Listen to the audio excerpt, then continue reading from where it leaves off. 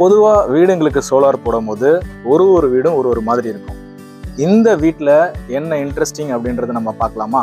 First விஷயம், solar போடுறது பக்கத்து வீட்டில் படக்கூடாது. இருக்கிற இடம் 20க்கு 10 தான். இதில் 5 கிலோவாட் வந்து நம்ம பிளான் பண்ணியாச்சு.